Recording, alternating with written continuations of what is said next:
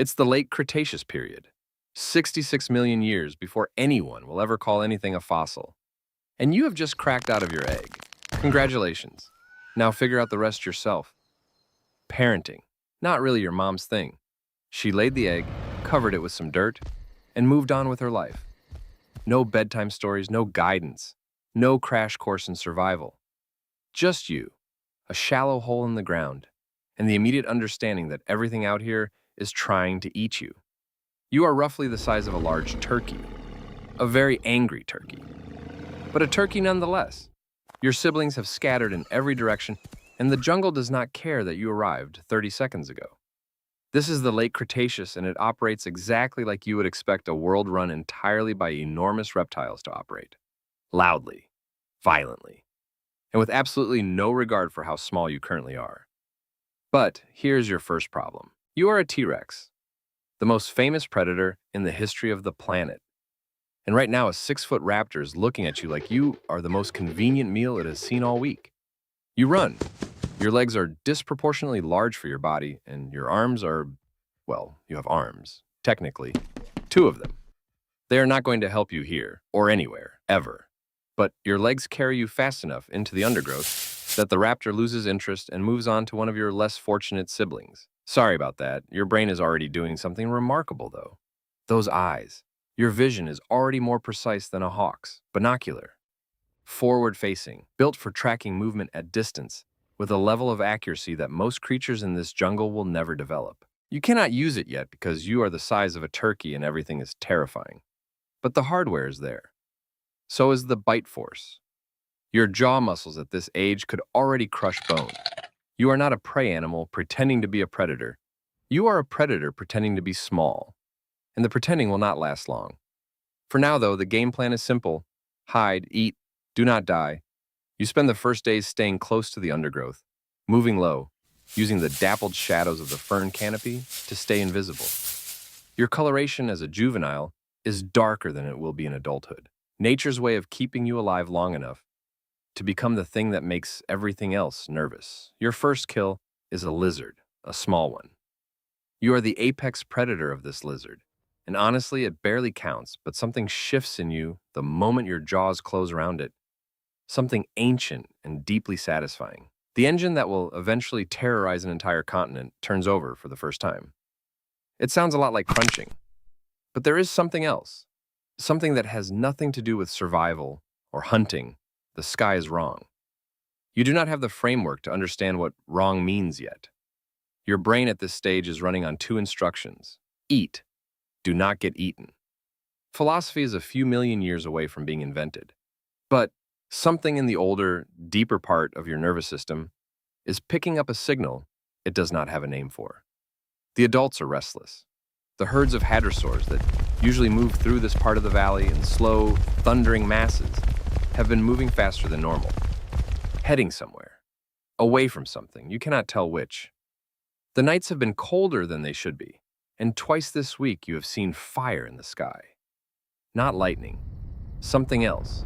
Something that burns for longer than it should and disappears over the horizon, leaving a trail of light behind it. You do not know what an asteroid is. You do not know what extinction means. You do not know that 66 million years from now, a species that does not exist yet will dig your bones out of the ground and put them in museums and argue about whether you had feathers. You just know that the lizard was good and that you are still alive. For now, that is enough. You are 13 years old, and something has gone very wrong with your growth hormones. In the best possible way. You look like someone took a regular T-Rex and left it in a microwave for 40 minutes. Your legs are pillars. Your skull alone weighs more than most of the things that tried to eat you 3 years ago. You have gone from turkey-sized and terrified to 25 feet long and genuinely concerning. Scientists will eventually call this one of the fastest growth rates of any animal in history. You just call it Tuesday. Your speed has reached 20 miles per hour. Your bite force is now 8,000 pounds per square inch. For reference, that is strong enough to crush the femur of a triceratops like a piece of chalk. You have tested this multiple times. The hadrosaurs near the eastern river used to scatter the moment they caught your scent from half a mile away. Now they scatter from a full mile. You have not decided if this is respect or fear.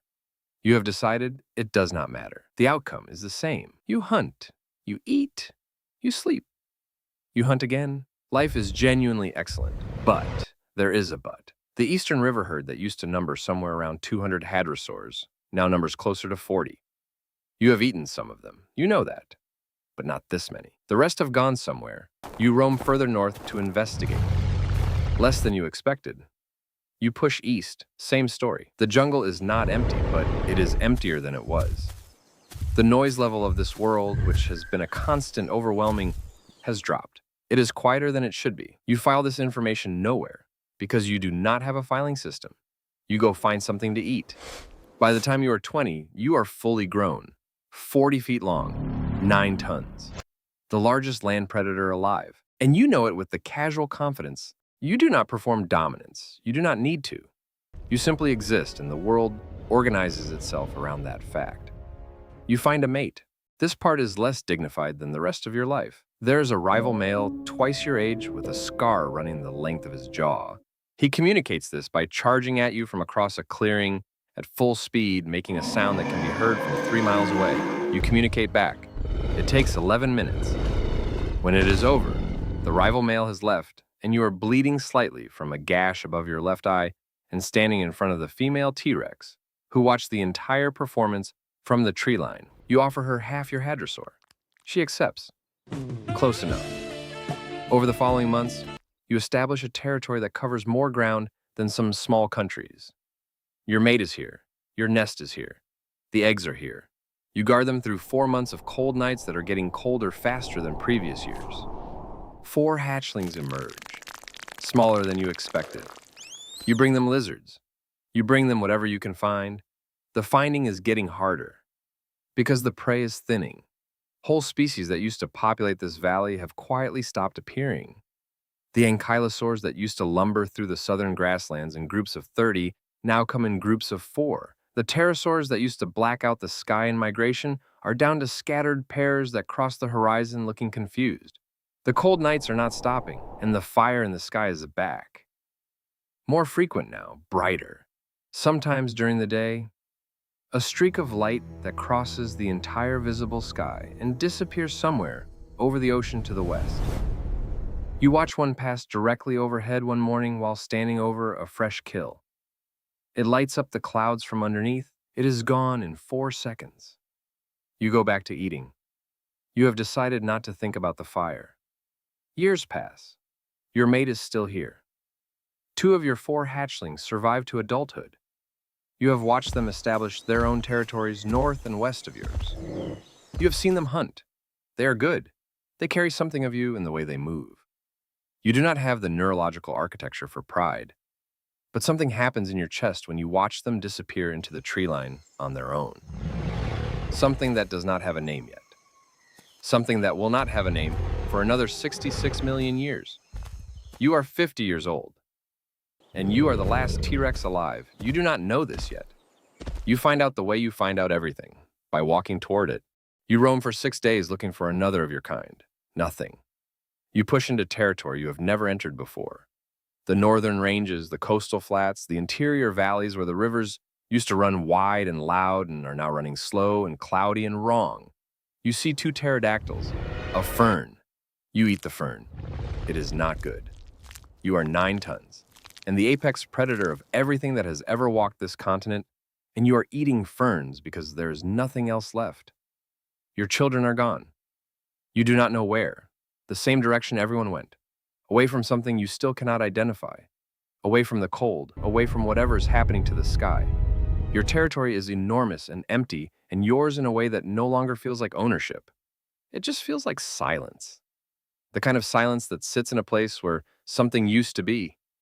You stand at the edge of the river that used to bring every living thing in this valley to its banks twice a day. 3 fish, a single turtle that watches you from a rock with an expression of complete indifference. You drink. You have been drinking alone for weeks now. The nights are getting longer. The temperature drops faster after sundown than it ever has. Some mornings you wake up and the ground has a thin white crust on it. You do not have a word for frost. You just know it did not used to be here. And then one night the sky stops being the sky. You are standing in the open grassland east of the river when the horizon goes white. Not sunrise white. Not lightning white, everything white. The kind of light that does not come from anything that was here yesterday. It lasts for 3 seconds.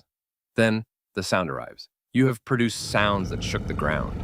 You have heard sounds from rival males that rattled your teeth.